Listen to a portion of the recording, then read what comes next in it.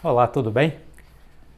Quando cai o anoitecer, eclipsando o horizonte, as estrelas timidamente aos poucos vão surgindo. Como crianças jubilosas dos céus brincando, surge a lua com seu fulgor por trás dos montes. Ó magnífica noite que desperta meus sentimentos, jamais me desvencilhe desses momentos afáveis, onde me pego a sonhar sonhos adoráveis e me desperto louco pelos meus irreais encantos. Noite que fortalece os laços afetivos dos casais, que aguça a inspiração e a sensibilidade do poeta.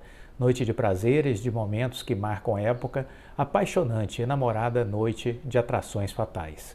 Noite que embeleza os sonhos, os amores, as cidades, que adormece os sentidos, dá asas à imaginação, provoca a saudade que aperta meu frágil coração. Noite dos desejos incontidos e das obscuridades, noite das paixões ardentes dos amantes, das tristezas torturantes dos solitários, dos entretenimentos e das libidos arbitrárias, inesquecíveis noites de aventuras emocionantes. Essa é uma poesia do Josemir Silva de Matos. Ele me mandou esse livro de presente, Espasmos da Alma. E eu não podia deixar aqui de homenageá-lo e de agradecer o presente que ele me mandou. O Josemir é interessante, ele é natural de Rafael Jambeiro, na Bahia. Ele nasceu em 1986 e reside em São Paulo. Ele é apaixonado pela literatura, escreve poemas, poesias, sonetos, contos de humor, sobre temas variados. É amante do mercado financeiro também. Sua outra paixão, o qual estuda desde 2018. E o Josemir é inscrito aqui do canal Viver de Renda. E tem uma história por trás deste livro e que eu fico muito feliz de ter feito parte dessa história aqui. Porque eu fiz um vídeo falando sobre duas irmãs que durante a pandemia, as duas escreviam poemas e durante a pandemia elas resolveram levar isso para o mundo digital. E não sei se vocês se recordam desses vídeos, desse vídeo específico, mas eu contei a história delas, que elas passaram a fazer bastante sucesso, escrevendo inclusive poemas sob encomenda de empresas, de pessoas, para datas comemorativas, para temas específicos, e elas viraram um sucesso na internet. E o Josemir estava assistindo esse vídeo e ele ficou então, vamos dizer assim, estimulado com a história das duas irmãs e disse: poxa, eu também escrevo e até hoje eu tenho um sonho antigo que é escrever um livro. Eu acho que esse vídeo acabou instigando ele e ele disse: a hora é essa, eu vou pegar o caso aí do sucesso dessas meninas e realizar o meu sonho também, que é de escrever o livro. E ele, a partir desse vídeo que ele assistiu aqui no canal Viver de Renda, ele correu atrás e publicou o livro dele. Olha que bacana. Então, quem puder procurar aí na internet, está aqui ó, o livro do Josemir Silva de Matos, Espasmos da Alma. Ele também é interessado pelo mercado financeiro e inscrito aqui do canal Viver de Renda. A gente sempre fala, né? Descubra os seus talentos e monetize os seus talentos. Está aí um exemplo, né, do Josemir, que resolveu pegar suas habilidades, suas competências, seu hobby e tornar isso também uma fonte de receita para ele, não é? Então isso fica de exemplo para que outros inscritos aqui do canal sigam por este mesmo caminho. Um abraço, hein, Josemir? Estou adorando o livro, viu? Muito bacana. Bom, vamos refletir uma frase do Ayrton Senna. Já que começamos com um poema, né? Vamos para o Ayrton Senna para uma boa reflexão. Há um grande desejo em mim de sempre melhorar. Melhorar é o que me faz feliz. Nosso inesquecível Ayrton Senna. E nós aqui estamos sempre falando isso, né? Procure oferecer o seu melhor todos os dias. Nunca se satisfaça com o que você já alcançou.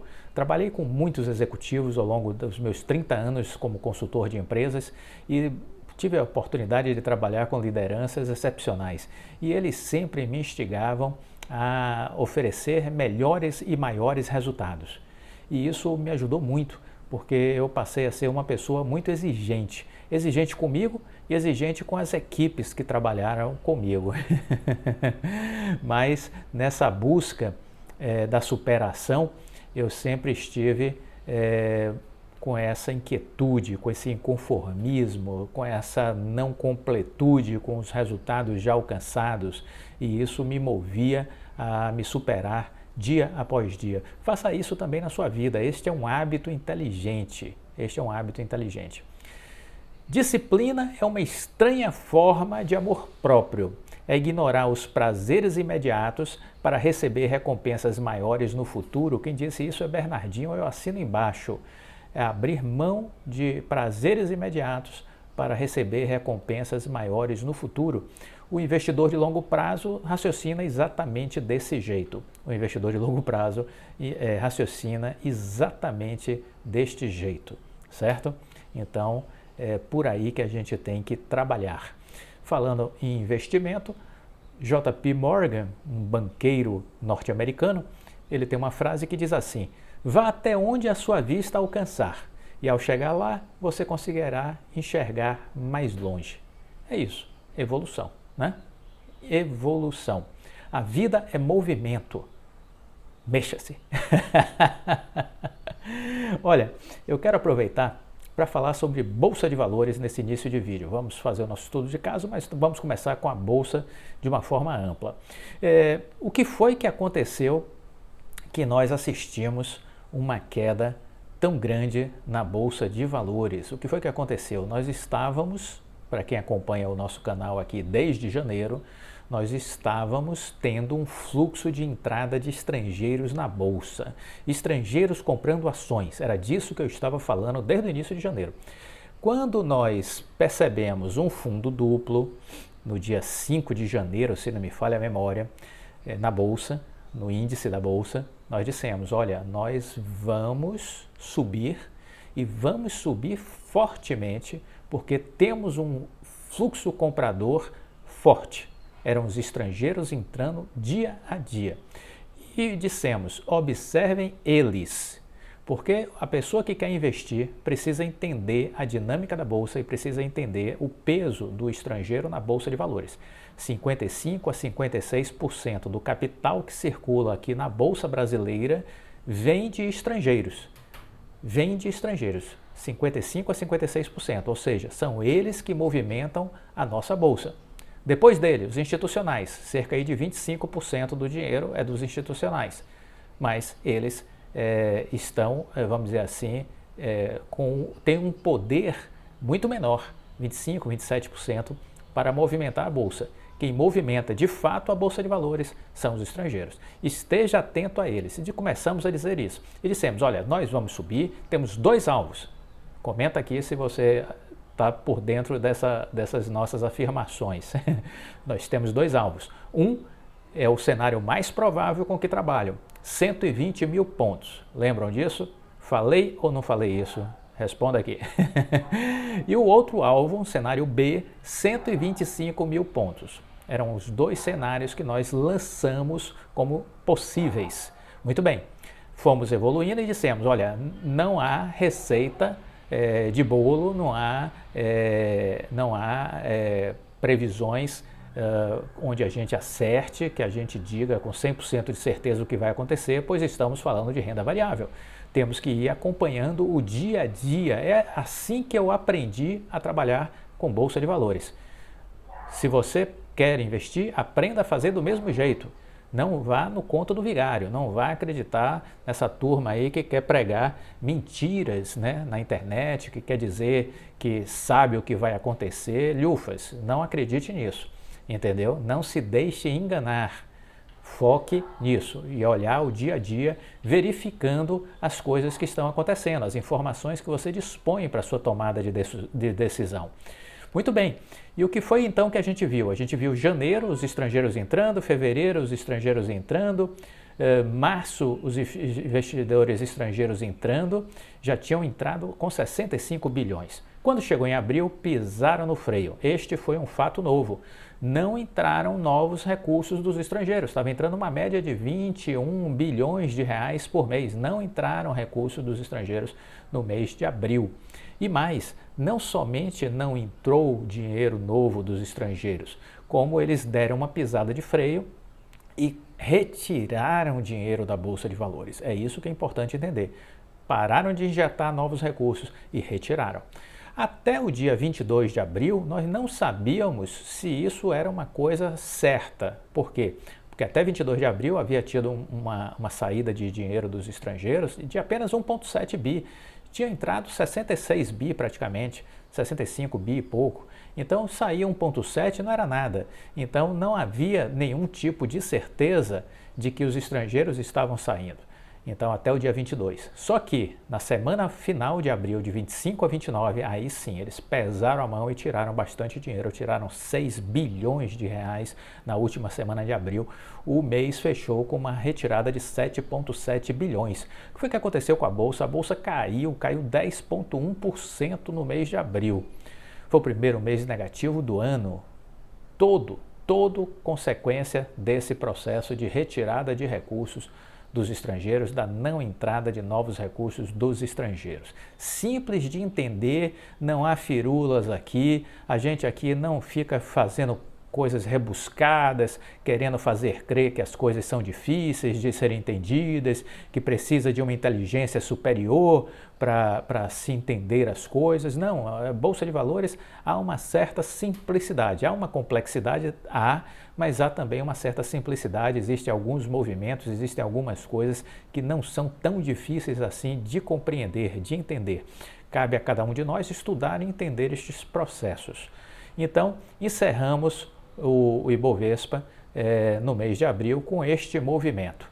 Bom, o que esperar de maio? Essa é a grande pergunta. O que esperar de maio? Trabalhamos com um cenário de queda cujo suporte inicial, alvo inicial, está em 105 mil pontos.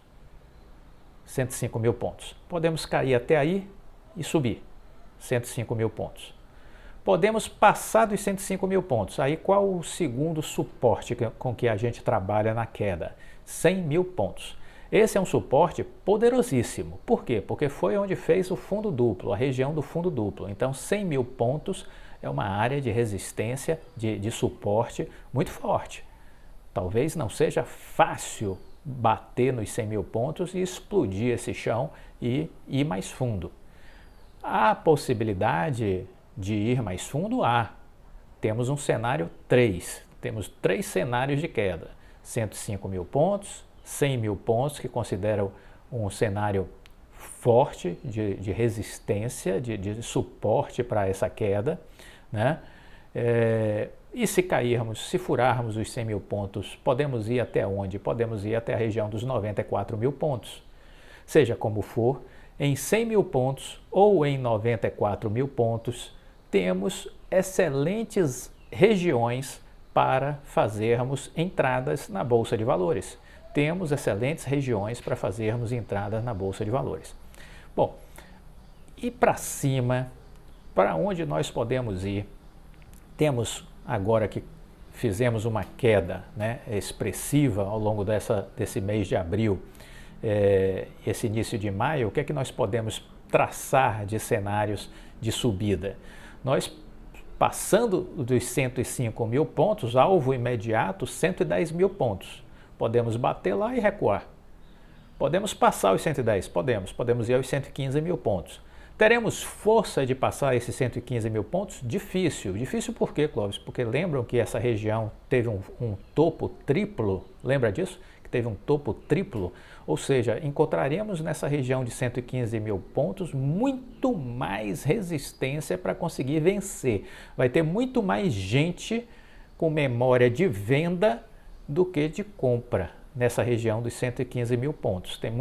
Deverá ter muito mais gente disposto a vender do que comprar nessa região dos 115 mil pontos. É uma análise de cenário, é um estudo de probabilidade o que a gente está fazendo aqui, entendeu? Entenda que Bolsa de Valores é um exercício da inteligência. Você precisa pensar, você precisa estudar, coletar informações, conhecimentos, olhar o gráfico. O gráfico é uma ferramenta de apoio. né? Mas, de novo, estude as empresas. E nas correções, Clóvis, nas correções estão as melhores oportunidades de compra. Puxa vida, estão as melhores oportunidades de compra. É isso que a gente precisa saber. Então, abril foi ruim? Foi, a bolsa caiu 10,1%. Poxa, que triste. Mas, por outro lado, que bacana, caiu bastante. Nos aproximamos aí da região dos 100 mil pontos, que foi onde os estrangeiros entraram para fazer aquela alta até 121,570, lembram disso? Pois é, foi exatamente nos 100 mil pontos. Então é uma boa região de compra, não há dúvida. Tem muita oferta no mercado? Olha, eu vi várias. Eu vi a Azul chegar a R$19. Para mim é uma baita oportunidade. Eu vi a Embraer a 13 essa semana. Excelente oportunidade. Vocês viram que o Santander também recomendou a Embraer, né? Poxa, Embraer a 13, olha que maravilha. Quer ver uma outra empresa que me chamou a atenção? A Braskem fez uma boa correção na faixa aí dos 40. Vejo o alvo lá em cima, onde ela já esteve, na casa dos 50 e poucos reais, né? Então, olha, promoções não faltam na bolsa. Vocês viram que a Oi também andou caindo aí a 75 centavos. Olha que coisa maravilhosa, 75 centavos a Oi em cima da saída da recuperação judicial. Isso é um escárnio, é um deboche. Estão debochando da Oi. Pois é isso. Então, o que é que a gente tem que ver? Que as correções nos trazem oportunidades. Por outro lado, olha, abril, a bolsa caiu 10,1%, mas nem tudo caiu. O bacana da renda variável é entender isso, que existe uma dinâmica que o índice cai, muitas ações caem, mas nem todas caem, né? Existe aí um sobe e desce, e aí se você for observar, a gente vai ver que tivemos algumas ações que subiram mais do que 12%. Tivemos ações que subiram mais do que 12%. Se você for observar, nós tivemos, por exemplo, entre os destaques, vamos dizer assim, entre os destaques, nós podemos dizer que nós encontramos aí empresas como PetroRio, né, que esteve acima dos 12% de rentabilidade, né? Então, nem tudo trabalhou na baixa. Teve empresas aí que trabalharam na alta, certo? É isso que você precisa entender. Dentro desse contexto, fica a pergunta: o fluxo de estrangeiros chegou ao fim? Eles saíram em abril, vão continuar saindo no mês de maio? Não dá para precificar isso, não dá para adivinhar isso com antecedência. O que dá é para a gente acompanhar, é o que eu faço. Você olha onde essas informações, Clóvis? No site Broadcast. É um site que você faz assinatura para ter acesso a essas informações e acompanhar algumas informações importantes e relevantes do mercado financeiro. Então, é isso que você tem que observar. Agora, ficou a pergunta: os estrangeiros estão saindo? Eles vão para outro ambiente? Olha, se você for olhar, a Bolsa Brasileira caiu. Mas a Bolsa Americana também caiu no mês de abril. Não pense que só foi a brasileira que caiu, não. Abril não foi um bom mês para a Bolsa no geral, se você for olhar os índices, né?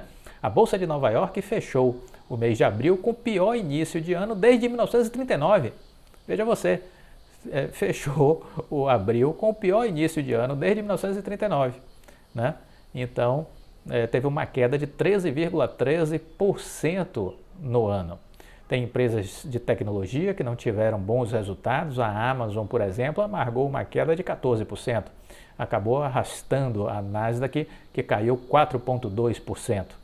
Então, este começo de ano, lá na terra do Tio Sam, também não foi dos melhores, não é?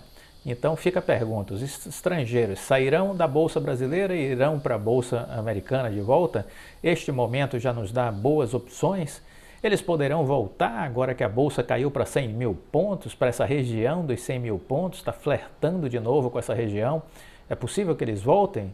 Olha, não dá para fazer adivinhações. Desculpa, esse é um mundo que não se permite fazer adivinhações. Nós podemos traçar cenários, probabilidades, podemos dizer o que nós achamos com base na nossa experiência. Eu penso que os estrangeiros talvez estejam agora no mês de maio muito mais propensos a continuar a saída do que um retorno na bolsa nesse instante. Esse mês de maio, muita gente sai de férias lá no hemisfério norte, e é possível que as pessoas fiquem fora da bolsa durante um tempo, né? E aí retornem talvez no mês de junho, pode ser. Caso os estrangeiros retornem, sim, a bolsa vai subir de novo. Veja o que eu estou colocando. Caso os estrangeiros retornem, sim, a bolsa vai subir de novo. Se os estrangeiros não retornarem, o que é que acontece? Nós podemos ter uma subidinha, buscar aquela região ali dos 115 mil pontos e dali a gente não passa. E aí talvez a gente fique num canal de lateralização entre 115 mil pontos e 100 mil pontos. 15 mil pontos de diferença entre o topo e o piso. Podemos ficar oscilando aí dentro desse canal de forma lateral entre 115 mil pontos e 100 mil pontos na bolsa. Isso se o estrangeiro não voltar. Se o estrangeiro voltar, aí a gente tem combustível para ir buscar os 121 mil pontos. Se ele não voltar, esqueça, nós não vamos lá. Não temos força, não temos energia propulsora. Vamos ficar talvez aí lateralizando. Existe o risco de cair, vai depender do humor do mercado brasileiro, né? Porque se o estrangeiro aqui não estiver e o nosso humor pesar negativamente, aí podemos sair dos 100 mil e buscar até, quem sabe, o fundo aos 94 mil. Que seria um ponto espetacular para a entrada. Se os 100 mil já é bom, imagine os 94. São reflexões, pessoal, que vocês precisam aprender a fazer, não é?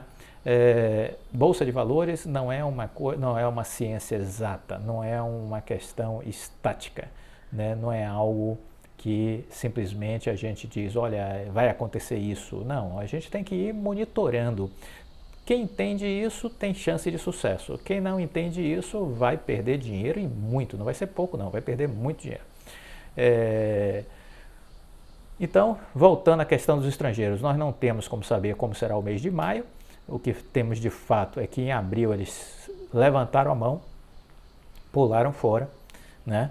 E agora nós temos aí alguns cenários a partir de decisões que estão acontecendo nos Estados Unidos, né?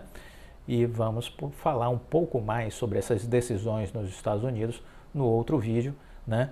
Mas eu quero aproveitar aqui nesse instante para dizer que nós tivemos aí nesse fim de semana, vamos dizer assim, né?